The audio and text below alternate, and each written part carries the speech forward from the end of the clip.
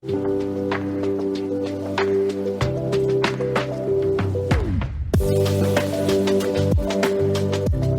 to the ultimate age of the geek, where we take deep dives into TV and film and take a look at these projects through nerd vision goggles.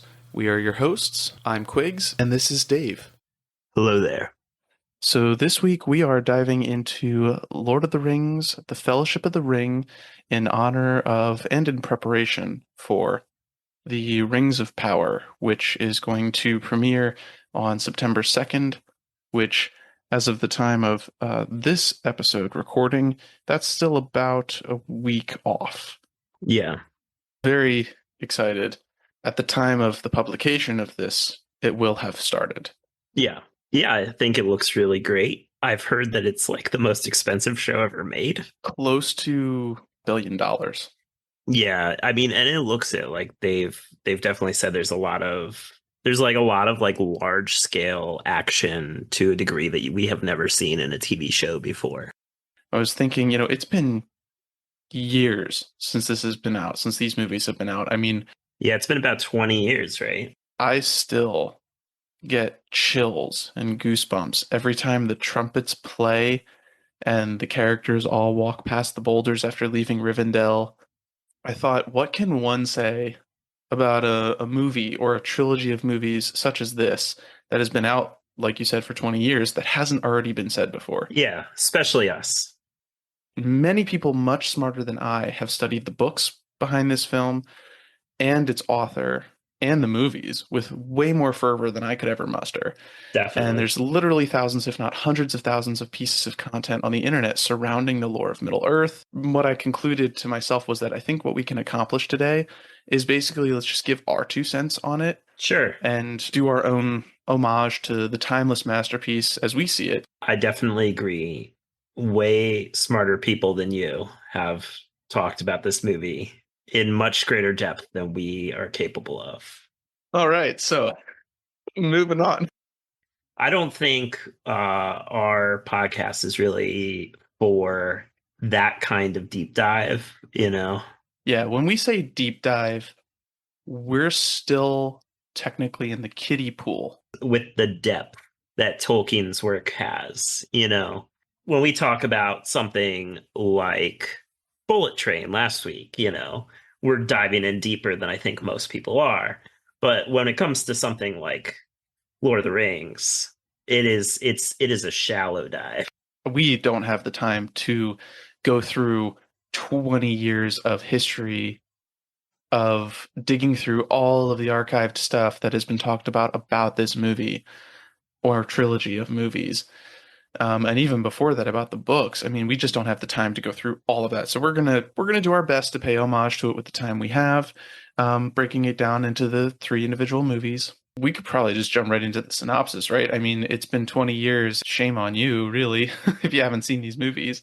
Long ago, a battle between good and evil encompassed the world. The races of men, elves, and dwarves were united against the evil Dark Lord Sauron, who wielded a ring of great power. Isildur, the Prince of Men, after witnessing his father's death, picked up his broken sword and cut the ring from Sauron's hand. With that came defeat for the forces of evil.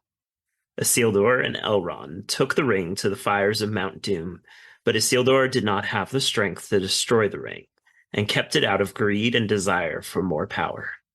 The ring eventually led to Isildur's death, and disappeared for many, many years. Eventually, it landed in the hands of a creature called Gollum, who lived in isolation with only the ring for company. From Gollum, someone else found it, a hobbit named Bilbo Baggins. Our story begins with Bilbo's 111th birthday, where he has decided to leave the Shire in dramatic fashion, and with reluctance and Gandalf's insistence, leave the ring behind. Frodo takes it, and Gandalf, surprised by its power to make Bilbo invisible and the hold it had over him, runs off to research. When he returns, he is convinced it is the One Ring. He sends Frodo and Sam off, knowing the forces of evil are once again gathering, and know that Frodo has the ring. He leaves them again to get additional help and tells them he will meet them in Bree. Gandalf runs to the White Wizard Saruman, but is betrayed and locked away. Meanwhile, Frodo and Sam run into Merry and Pippin on their journey and are being pursued by the Ringwraiths. After several near misses, they manage to safely arrive in Bree, and while in the tavern, run into a friend of Gandalf's, Strider. Strider helps them evade the Ringwraiths as best they can, though Frodo is injured. They make it to Rivendell, where a council meets to discuss who will carry the ring to Mount Doom and destroy it once and for all. Frodo volunteers, and Boromir, Gandalf, Legolas, Gimli, Aragorn, and the other hobbits all volunteer to travel with him. The Fellowship set off and are quickly met with setback after setback, all forcing them towards the mines of Moria. Expecting to see a kingdom of dwarves, they find nothing but death and are trapped in the mines, forced to continue forward. They leave fighting a horde of goblins. Before they make it out completely, a monster known as a Balrog attacks. Gandalf falls into a chasm with the monster, while the rest all escape. They recuperate in Lothlorien and meet with the elf Galadriel. There they are given special gifts by the elves and continue on their journey. The ring drives Boromir mad and he attacks Frodo. Though Frodo escapes, it is in that moment a band of Uruk-hai attack. Merry and Pippin are captured, Boromir is killed, and Frodo and Sam strike out on their own to destroy the ring. So much happens in this movie. I was never introduced to the extended editions of the film. Is this the first time that you've ever watched them? No, this is the second or Okay. third. So I was exposed to them late in life, and I feel like I had missed so much. The theatrical movie, did such a good job of staying really true to the books, I thought. There's a lot of small changes and maybe two rather large changes that people think about, but really altogether it stuck really, really close to the book, and the extended edition even more so. You get more dialogue almost straight out of the pages. One of the things I love about the extended editions is that it actually includes songs, because Tolkien wrote a million songs in his book. Like there's a song every chapter basically.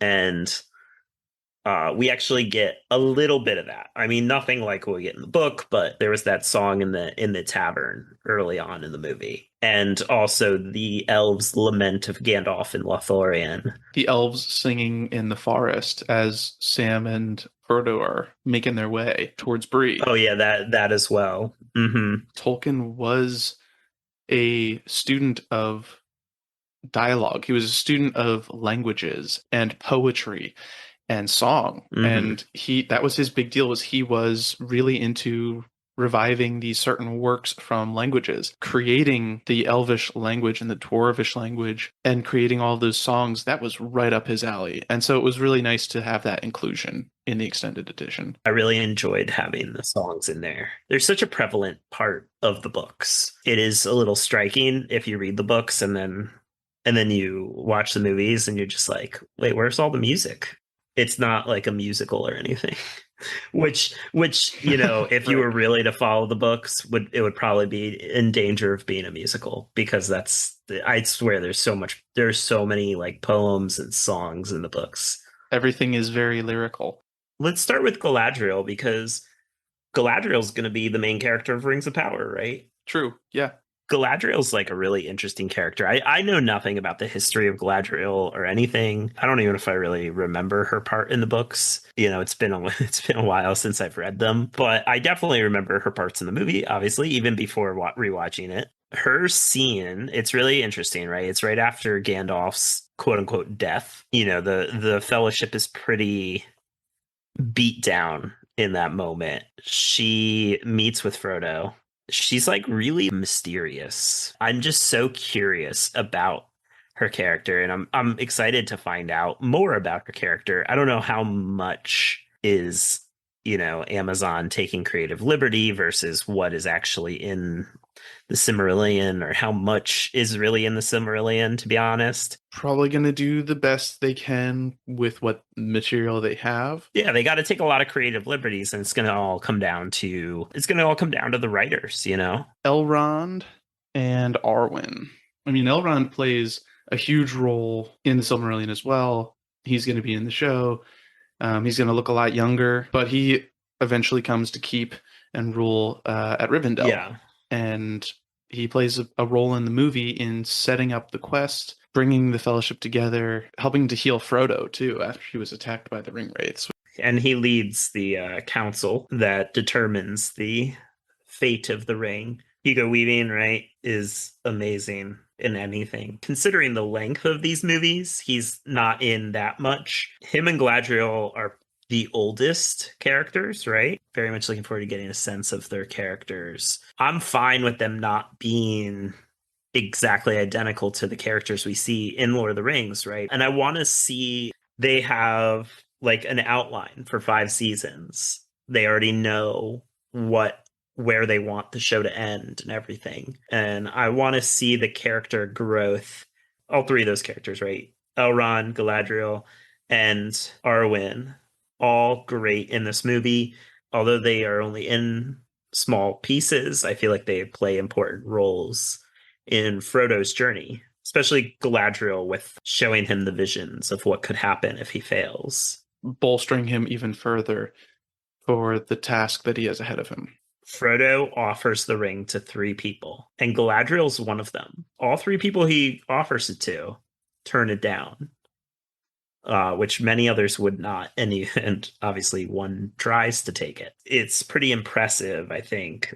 Says a lot about those characters, and Galadriel being one of them, that she was capable of turning down that ring. I think the hobbits are so innocent that it's almost like they don't even understand. Like Frodo doesn't even understand what he's offering. There's a time difference. So in the books, it's years that he has the ring before he even leaves the Shire. I think it's like 17 years or something like that. In the movie, it's weeks. But even then, I mean, in the book, he still has it for so long, it doesn't really feel that much of a draw. Bilbo's the only person to willingly give it up. He carried it for like 60 or 70 years. He spends the whole first kind of prologue chapter explaining how down to earth hobbits are. They work the ground, they live in the ground, they are communing with nature and one with nature in a way that only the elves could rival. And so it makes sense that such a naturally inclined people would be. I think you're painting the hobbits in a little bit of a mystical sense, where I think the hobbits are just like these innocent people who just want a simple life, you know?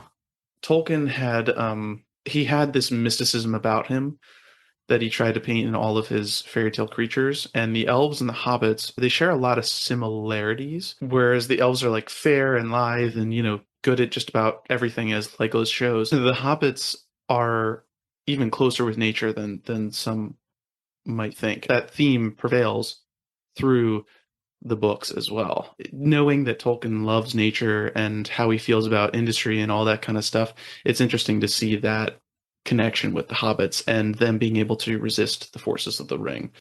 I think, there's this innocence about the hobbits, and Frodo doesn't even understand what he's offering. But Galadriel, who's been around since almost the beginning of time of this world, the one thing I remember about the Silmarillion is that, like, before there was even like the sun, there was these trees, and one was light. Mm-hmm. And I believe Galadriel has been around since that time. Yeah. So she was around before the rings were even made and knows what they can do, their true nature and everything. And she's a ring bearer herself. She carries one of the elvish rings. And for her to turn it down is pretty impressive of the character, And I think if you're not familiar, I mean, obviously, 20 years later, one of the biggest trilogies of all time, a book series that's been around for 90 years or something, people know this, right? But like, I was trying to take into account, what if I knew nothing about Lord of the Rings and I saw this for the very first time?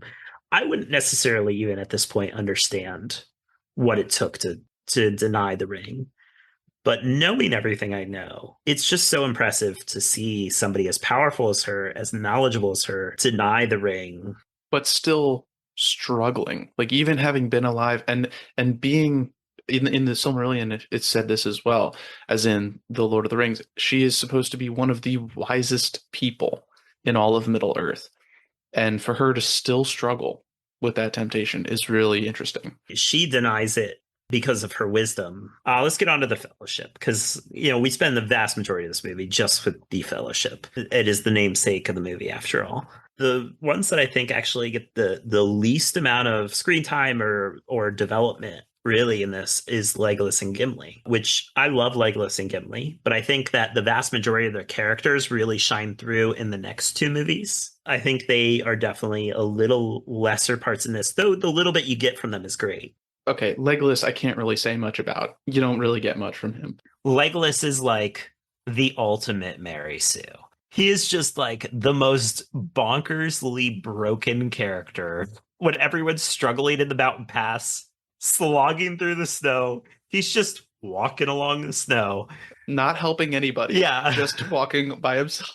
Whenever they're in a fight, Legolas does not miss a single time ever. They're in Moria and they're escaping. They're on those platforms that are like shaking, and he shoots randomly and it goes straight through the guy's head from so far away. Right, and it's almost like they expect people to understand, like, oh, he's an elf who's hundreds of years old, so of course he has these great skills, but you don't get that backstory in the movie. So yeah, you're like, oh, okay, here's this blonde-haired elf, and he's just amazing at everything. There's a part where there's orcs running at him, and he shoots an arrow at one dude, and it goes through him, and he stops, and then it goes through the guy behind him. And I'm just like, oh my gosh, he is what every person wants to play as in a video game or tabletop RPG. Like, He's God mode in a video game. Yeah. he's got all the cheat codes because he never misses a single time. He can perfectly evade every single thing that comes at him. Gimli, on the other hand, though, Gimli is definitely a little bumbling, very comic reliefy. When you get into a fight, he knows what he's doing, but he's got a little bit more realism to him in the sense that, he makes mistakes and you see him kind of fail and do stupid stuff and trip over himself or something, You still get that he's a great warrior, but it's a little bit more realistic. So I really enjoyed the fact that even though Legolas and Gimli have a relationship that blossoms over the course of the next two movies, you see the seeds of that starting in this one. So you see Gimli when he arrives at Rivendell, him and the other dwarves, they don't like elves, right? They don't trust them. That's at least got to be half of the reason why he goes on the quest in the first place. Once he meets Galadriel and sees her beauty and her wisdom, that's all he can talk about as they're leaving. And I like how they put this in the film, just as it was in the books. They asked Gimli, what did you ask of her? What was your gift? Because they all got gifts when they left. What was your gift from her? And he says, I asked for but one of her hairs and she gave me 3. And he's like enamored with her. And I think that's awesome because that's the seed of him coming around to elves, and that friendship with Legolas is able to be made because of that then. His attitude toward Legolas, even in the little bit that we get after Lothlorien, is definitely different after the interaction with Galadriel. After Lothlorien, they're a little bit more chummy at the end of the movie. Not quite what we get in the next movie, where really start to have a friendship out of competition, really, but they definitely get a lot more to do in the next one and the one after than they do in this one. Yeah, Merry and Pippin, the only reason I kind of put them ahead of Legolas and Gimli is that Merry and Pippin are there from the very beginning. Which is a nice change from the books, because in the books we have to wait a little while to get to them. So they're definitely the comic relief, right? Like they start with the whole fireworks thing at the birthday party. They get more serious as it goes on. But this one in particular, they are the comic relief. When they meet Strider and he's like, what about breakfast? You already had breakfast. What about second breakfast? What about 11sies? I do like how much more time they get to be seen. And you also get more glimpses of Hobbit innocence and bravery. Oh, yeah. During the battle with the Cave Troll, they just jump in to save Frodo. And especially with the Uruk-hai as well. They just, without question, jump in to protect him. So Merry and Pippin are definitely the comic relief, but you could never ever deny that they do not love their friends and that they would not do anything for their friend. I mean, they don't, they decide to go along, right? And if it wasn't for those moments, it might feel like, oh, they really only went along to be the comic relief. But those moments show that no, they understood what they were getting into to a degree. I don't think they really understood, but they understood it was dangerous and that they were gonna stick with Frodo to the end, or at least they will do what they can for Frodo. And they show that in a movie in just a few scenes. They show that loyalty. Whereas in the book, they kind of build that up. And they sacrifice themselves in the end in order to keep Frodo safe and to keep the mission on track. Even though they know that he's leaving. And they sacrifice themselves to be taken, knowing that it probably will mean their death. So no one can doubt their bravery and their love of their friend. In the moments that are not super intense, they're the comic relief. They're the ones that play the jokes. The second breakfast. My favorite, my personal favorite, isn't actually second breakfast.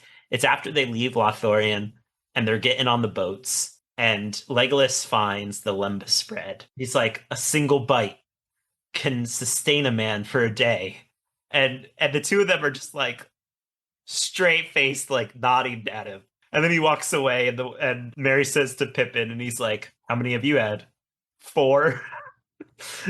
Yeah, I think there's a line, and I might butcher it in the books, that talks about the propensity of hobbits' appetites being equal to their bravery. And Merry and Pippin embody that fully. I feel like that one might be from The Hobbit, actually. Oh, it might be. Yeah. So The Hobbit had the lightest tone of all. Yeah. The movie of Fellowship of the Ring had the lightest tone, and then it starts to get a little darker, like you said, with Merry Pippin especially, kind of showing that with their stories and their travels in the next two movies. The tone gets darker. It becomes more grander, more epic. Aragorn. We get him at the Prancing Pony. His introduction is very mysterious. This is one of those moments that I'm like, man, I wish I could just watch this movie for the first time, never having read the books, never having seen it, because I feel like the tension in this scene would be so much different if I just didn't know what was going on. Because I love his introduction and how he saves Frodo and the others from the ring wraiths. They really focus a lot more on his character, just like Legolas and Gimli and Merry and Pippin. Like, they focus a lot more on his character in later movies, but they definitely did a really good job. I really felt you spend the vast majority of this movie with Frodo, Sam, and Gandalf. But you do get some of Aragorn. You learn about his story, that he's the heir of Isildur, and he is one of the 3 that get offered the ring. I was thinking, like, why does each person deny the ring? I think Aragorn's greatest fear is being like his family, right? That's why he hasn't claimed the crown. That's why he lives as a ranger. Right. He's been running from his ancestors all his life.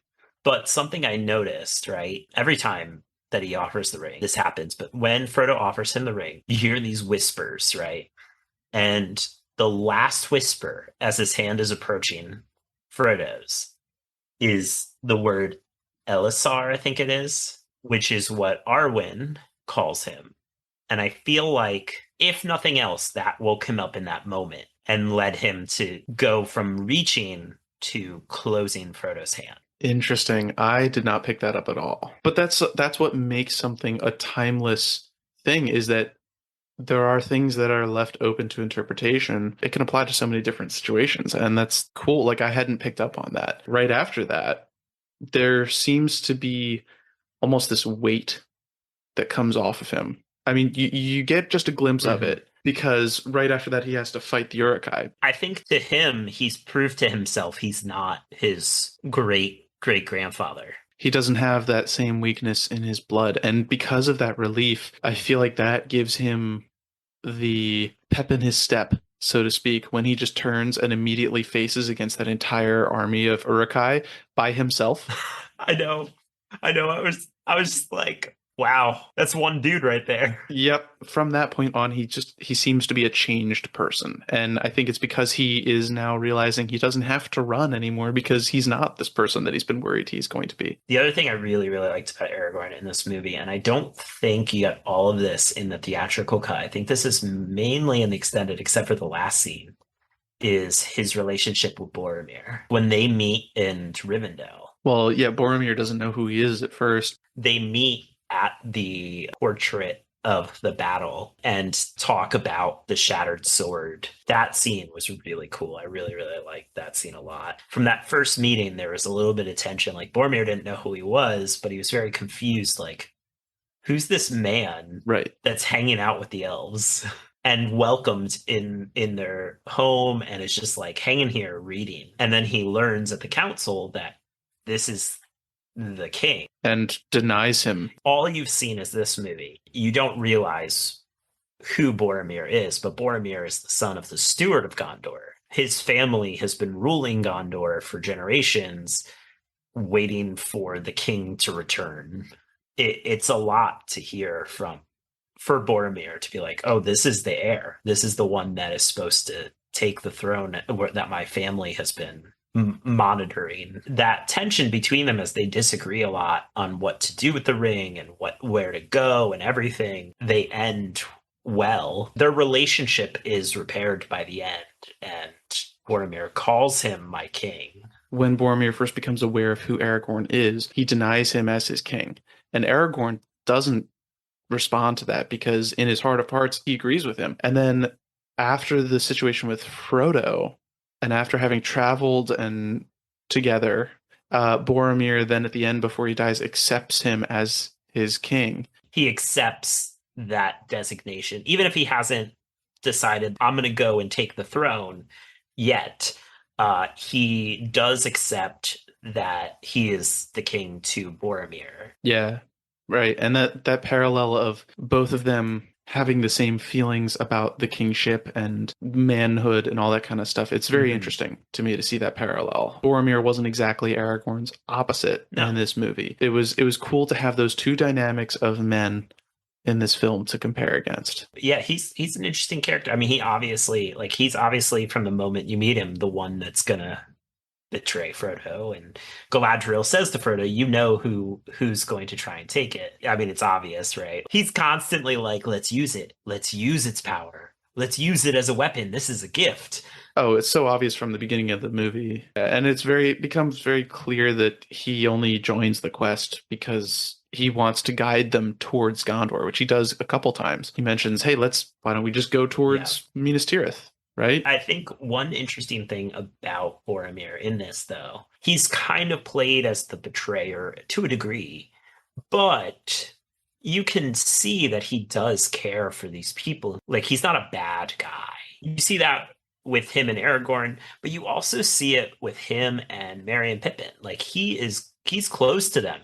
He's teaching them how to fight.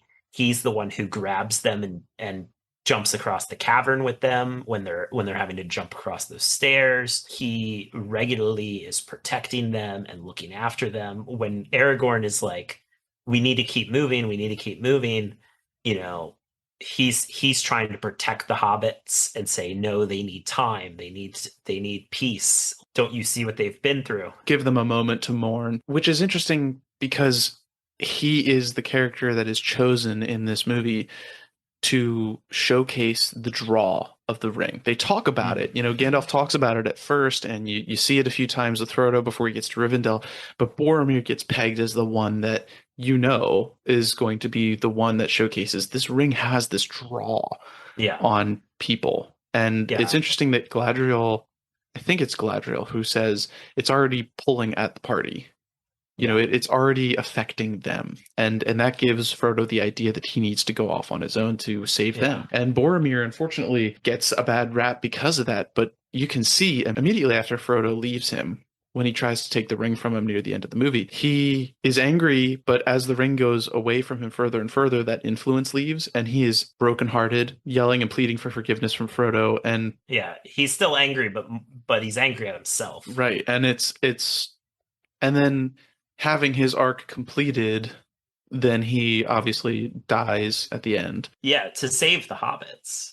I mean, he doesn't save them, but he does everything he can to save them. He fights to the death to keep Merry and Pippin safe. Whatever honor he lost going after Frodo, he reclaimed with that selfless Yeah. act. And even before that, he was a selfless person too. I mean, as a son of the Steward of Gondor, he was fighting, as he said in the council, he was fighting to keep all the other lands of Middle-earth safe, protected the border against Mordor. He's no stranger to selfless acts like that. But I mean, it's established Yes. in the lore Yeah. heavily how the ring influences men more than any other race. The dwarves are too hardy and stubborn. The elves are old enough to resist for the most part, but men are corrupted. Those are the ring wraiths are the 9 men who had the other rings of power. It's consistent in that Boromir is the one to be corrupted because he's one of the 2 men Yeah. in the Fellowship. And I think Aragorn only makes it out because of his specific life experience allowed him to. And maybe potentially if I was right about reading that scene, a little bit of the elvish influence in him by hearing the name Elisar. I think when I first saw this in middle school, I just thought he was like the throwaway character of like, Yeah. oh, yep, somebody's got to die. I have grown to appreciate his character and the writing of his character far more as I've gotten older. Yeah, because he's kind of the everyman. I mean, you can see yourself in him. I don't know. I think I relate to the hobbits mostly. I mean, physically, maybe, yes, like your stature and like your height and the fact that you are always running around barefoot. Definitely. Can I just say, if they cameo Gandalf in Rings of Power with a different actor other than Ian McKellen, I fear that there may be riots. I don't think Gandalf will appear in the first season. Right. He was made to play that character. It would make sense for the 5th season to end with the war where Isildur cuts off Sauron's hand. And at that point, Gandalf would be around. And I did see that Ian McKellen said he would be happy. He is not concerned about his age. He'd be happy to return as Gandalf in the Rings of Power. But he has not yet been called about it, which, who knows if that's real, right? Like every time an actor says that kind of stuff, it's like, you're not allowed to say that until they announce it. Of course, you're going to say that you haven't been called, but yeah, he's amazing. He brings such a gravitas to some scenes, and then in others, just levity. Yeah. I think there's a big reason that Gandalf gravitates toward the hobbits, right? Because when it comes down to it, he just wants simplicity and joy. And that's what the hobbits are. They're simple, they're joyful, they like life. They like to eat, they like to drink, they like to just live their lives. And Gandalf he appreciates that. But he also is a major player in the world, so he has that weight to swing around when he needs to. But when he can, he's just going to laugh and enjoy himself, Since we play Dungeons and Dragons, there was something comforting to seeing him struggle with the door to the Mines of Moria. And it just reminded me of so many Dungeons and Dragons sessions that I have both played in and watched of people and players trying to bypass doors. And even though he's been around for thousands of years, he still struggles with the door. And I thought that was that was a great moment of levity that he played off well and was so relatable nowadays. Dungeons and Dragons was very heavily influenced by Lord of the Rings. So maybe inherent in the game is the difficulty of doors because of that moment in Lord of the Rings. Something else that I noticed about Gandalf, right? So I don't know if you have looked at this much before, but there's a concept, I forget who coined this terminology. I think it was Sanderson, between soft and hard magic, right? Hard magic has the reader or watcher of a movie is very explicitly told how it works and what you can do in what situations, etc. And this is a very soft magic world because the magic is very inexplicable. Now, it does seem like, to me, it seemed like Gandalf was working within rules, right? Because sometimes he could do this really powerful stuff, and then sometimes it's like he seems like he's just another man, So there has to be some sort of rules associated with it, but we definitely can't spot them. When I'm thinking about like how he uses his magic and his power, it almost feels like he is not so much a wizard in the sense that we think of wizards like Harry Potter or whatever, where you like cast spells and do specific things that you want to do, but that he kind of is forced to allow the world to happen, and he can only make small adjustments unless somebody of similar power is really in play, right? Because the second the Balrog's on the screen, all of a sudden he literally shields an attack from the thing and sends him into the chasm. You're not sure if he was just saving his energy for that, or if there is this theme sometimes in certain fantasy worlds that Yeah. if a creature or if something is going to change fate too much, if it's going to sway fate too much to one side of the scales, then another being can match them in that power. And it's hard to tell if it's just, are we being wishy-washy with magic, or is that what's happening here? That this Balrog could have changed the fate of the world so much so that Gandalf was able to amass this power to combat that. So it almost feels to me like, so the Balrog is this other almost so, they're called wizards, but they're basically like angels in the Lord of the Rings world.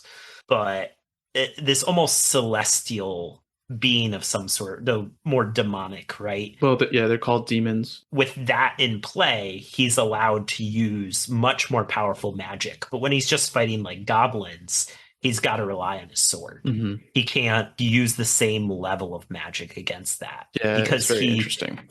Because Gandalf himself is this like almost celestial being, so he's not allowed to use that level of power against something like a goblin. That's really interesting. I don't know if I've ever really thought that hard about it. I don't know if I have prior to this watch either, honestly. I just was trying to really view the movie in different lights and take a deeper look at some of the things as I watched it this time.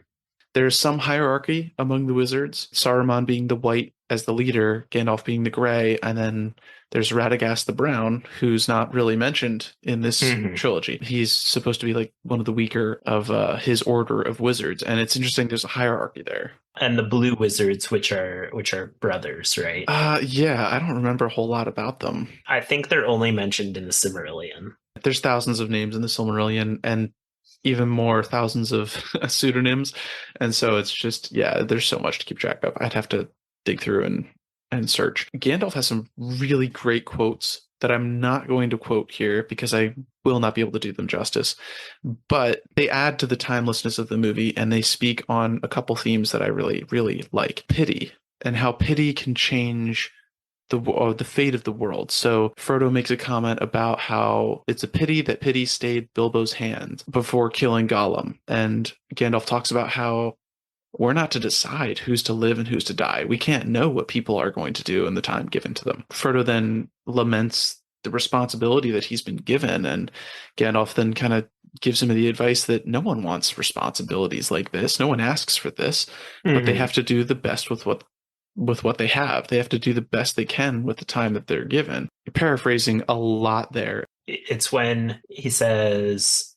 like, I wished I was never given this ring or something, and Gandalf says, so do most who live in times like these. You can only decide what you do with the time you have. Thinking about that now, especially the pity thing, in conjunction with maybe how Gandalf is allowed to use his power, is interesting to think about too. When you think about the pity thing, with him killing or snuffing out a life, Gandalf has to worry about what he's doing with the balance of the world, which is an interesting thing that I hadn't thought of. I'm going to have to maybe do another future rewatch and finish reading through the book to see if that kind of prevails throughout.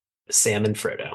Yeah, and you kind of have to talk about them together. We will have to talk about them together through the whole trilogy, because Sam and Frodo are inseparable. Right. From the moment they hang out together from the beginning. They are going drinking together. They are hanging out together. And I mean, he's the heart of these movies. He is the reason that anything happen in the end. Ever since the ending of that trilogy came out, he has been the epitome of friendship goals, I feel like, ever since. Not to downgrade Frodo, right? Like, I mean, to see the way this ring treats everybody, right? Frodo has to bear that weight, right? I mean, it's a really harsh weight, and he's a strong individual to bear it. But because that is his role in the character, we see this way more later on. He almost becomes a husk of a person as he continues to bear that weight. And just, it's basically everything in him just to keep putting one foot in front of the other. While Sam is the one who gets to have all the emotional weight and the heart of everything, right? He doesn't have the ring. He doesn't have the same effect on him. So since he's not physically bearing it, it doesn't really affect him like it does the men or Frodo, who is physically bearing it. Next to Merry and Pippin, Sam has the best lines in this movie. I love when Gandalf pulls him out of the garden and he's like, "What did you hear?" He's like, "Nothing. Just something about this and that at the end of the world, but nothing." And that was straight out of the book, too. That was great. When Frodo and him are leaving the bar because Sam is in love with Rosie, there's like a guy that's hitting on her, and Frodo's like, "Don't worry, Sam.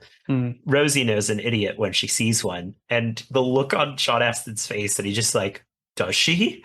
But Sean Astin, I don't think they could have chosen a better actor to play Sam. Oh, yeah. Sean Astin's amazing. And the other line that's so great is at the very end, especially because the end is very heavy and emotional. Boromir dies and the fellowship is splitting up, and Frodo is starting to row across the river to break free from everyone else. And Sam is running in, and even though he can't swim, Frodo says something to the effect of, "I'm leaving, Sam. I have to go. I have to do this alone or whatever." And Sam's like, "Of course you do, but I'm going with you." In the first movie, he seems a little underutilized, but he's always in the background. He's always trying to be uplifting. You see him bringing food to Frodo or being by Frodo's side constantly. It's more obvious when Merry and Pippin do it because they like jump off that little ledge onto the troll. But he also dives at that troll. When Frodo gets stabbed in Moria, the hobbits are the first to attack the troll. Yep. No one else goes to the troll faster than the hobbits in that moment. Not even Legolas. Yeah. But Sam's friendship just goes above and beyond. Sam is the true heart and the true hero of the whole tale. I don't think anyone could say it better if you ever heard Stephen Colbert talk about Sam in Lord of the Rings. And he is like an expert on all things Tolkien. He will say, Sam is the hero. Yeah, for sure. Frodo can get a bad rep from saying that, though. Considering the power that the ring has on so many, it's amazing what Frodo is capable of doing. But the fact that he could get as far as he gets, what he has to do is so daunting. It really allows Sam to shine as a character in a narrative. When I first saw the movie at 9 or 10, I thought Frodo was just kind of a coward. He's running from everything. Really, he's actually taking on so much more than anyone else in the movie is, because when he wears the ring, he sees Sauron almost directly, throwing the fact that he is going to destroy this ring in the enemy's face, painting a target on himself. The weight of not just that, but then the fact that he has people following him and their job is to protect him, and now he has to worry about them as well. I mean, it's so much for one person, and you see him starting to break, and it's Sam that has to come and kind of patch him back together. He decides to try and shed some fat, so to speak, and remove some of his worries, and that's why he wants to leave the party at the end. Or at least that's a part of the reason why he wants to leave him in the end. And yeah, you're right. He does, towards the end, become just a husk of a hobbit, and Sam is the one that's just holding them together. Was there anything that you didn't like about the movie? I will not say there's anything I didn't like, but there are some things that I noticed that I felt.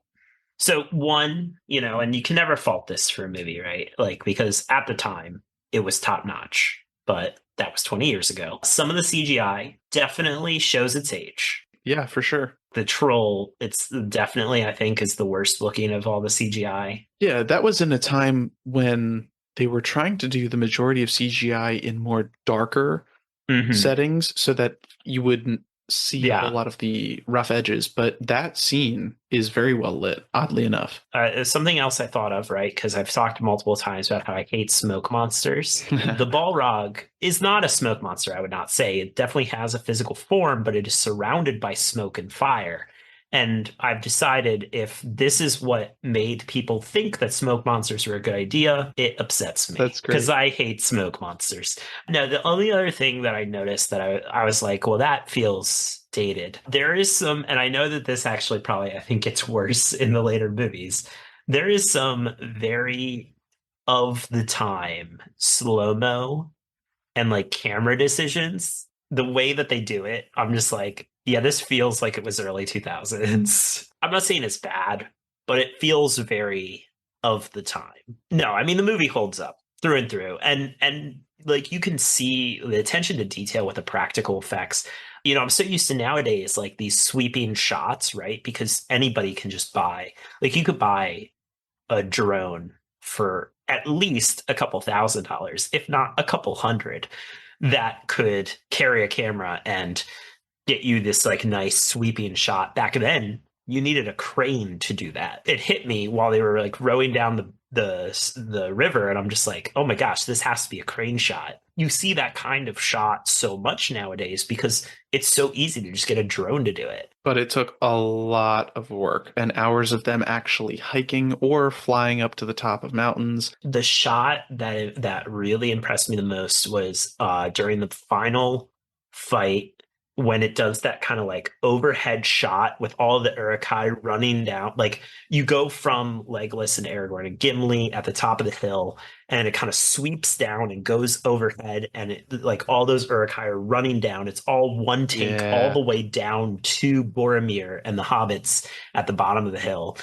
That shot was phenomenal. And I'm just like, I don't know how they did that with what they had at the time. The Lord of the Rings was groundbreaking in establishing shots and in scenic pans and Yeah. is still the king in my mind. I mean, we even talked about it just recently in our Predator and Prey. One of Yeah. us actually said Lord of the Rings style panning or establishing shot. I mean, it's still the epitome Yeah. in my mind of a phenomenal scenic shot. I think people have learned so much from Lord of the Rings that like you get elements of that Mhm. nowadays.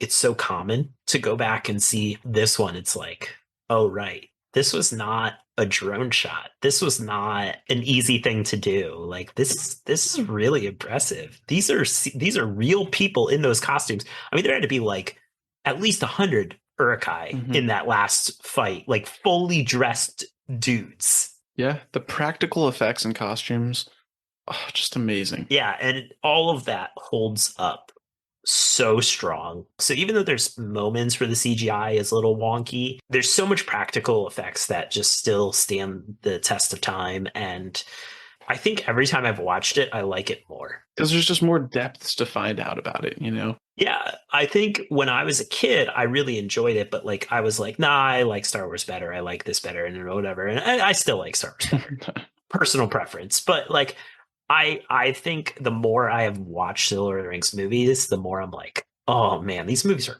great. So I honestly didn't have anything I didn't like about them either, besides what you already mentioned. I was going to say the CGI of Gollum is a really rough, and I'm so glad that they worked really hard on that for the second and third movie. Yeah, the CGI in the second and third movie is much better on Gollum. But I was going to say, so a couple things that I found out. One being for the Ring of Power, and two being about Tolkien. So Peter Jackson wasn't actually approached for the Rings of Power at all as a consultant, and he was okay with that. He basically said that he was completely fine, and I can totally understand that. He didn't have a very good experience with the Hobbit trilogy. From like interviews and stuff I've seen, there was a lot of stuff that he wanted and he was not given the time he needed. He was like basically forced to make it a trilogy even though he didn't want it to be. Like even though I'm sure working on Lord of the Rings was a very difficult experience, when you see the finished product Mhm. you're like, wow, you know. But to have a equally if not more difficult experience on a movie that turned out the way it did, which I actually really like the first Hobbit movie quite a bit. I think that one gets a bad rap. I won't defend the other two, but if I was him, I would probably be like, no, I'm good. I'm done. I can totally understand why he'd be fine with that. Little bits of trivia that I learned recently, although I'm sure many of you might already know. Tolkien, and it's interesting that you actually mentioned the two trees from the Silmarillion, because they eventually become the sun and moon. I'm wondering now if they were created as the sun and moon for the land of Middle Earth, because Tolkien was originally a flat earther in his youth. Oh, really? Mm-hmm. That's And funny. when he finally came around to the modern way of thinking, he began to rewrite the Silmarillion a sixth time with this changed perspective in mind. So I'm wondering if that's why those trees eventually became the sun and moon. I thought you would find that interesting. That is very funny. Tolkien had to be persuaded to write The Lord of the Rings and continue the story of the hobbits by his publishers. His publisher said that the fans really wanted to hear more about hobbits, and he was working on furthering the histories of the elves, and he begrudgingly began work on that. Tolkien really he didn't care about the narrative. He cared about creating languages and history and civilizations. He didn't really, from my understanding, he didn't really care that much about creating a more nuanced narrative. And yet somehow turned out to be a master at it. He's great. He is Frodo talking to Gandalf. I didn't want this responsibility, I didn't want this thing that you've pushed onto me. And he's like, well, you don't get that choice. Sometimes you just have to do what you can with the time you have. And he used his time well. I feel like that's it for Fellowship of the Ring. We'll take each of the Lord of the Rings movie every other week. Just because they're expansive, especially the extended editions. I mean, the first movie was almost 4 hours, so they're pretty extensive. So we're going to kind of take a small breather in between them so we can digest better before coming back to it. So next week, we're going to be talking about Everything, Everywhere, All at Once, which looks to be a wacky movie, but it looks also like it might delve a little deeper than a more recent movie we talked about, like Bullet Train. I mainly just kind of want to know what's up with the googly eyes that I saw in the trailers. Yeah, so I mean, I've definitely seen this movie already. This is how I'm getting you to watch it, basically. But it wasn't on my radar. You had talked about it, and I saw the trailer, and I thought it looks funky. It also looks like there's some action in there, so I could see why Dave would be into it. But it looks really funky, and I said, "Nah, I'm good. I'll pass." And then we started talking about doing this, and I was like, "I'm gonna have to watch this, aren't I?" And I didn't regret it. And we'll talk about that next week. Everything, Everywhere, All at Once. Yep. Looking forward to it. That's going to be great. So that's all for today's episode. Please subscribe, follow, and leave a review on whatever podcasting medium you use. And please check out our YouTube channel for additional content. Join us next week, and thank you for listening to the Ultimate Age of the Geek.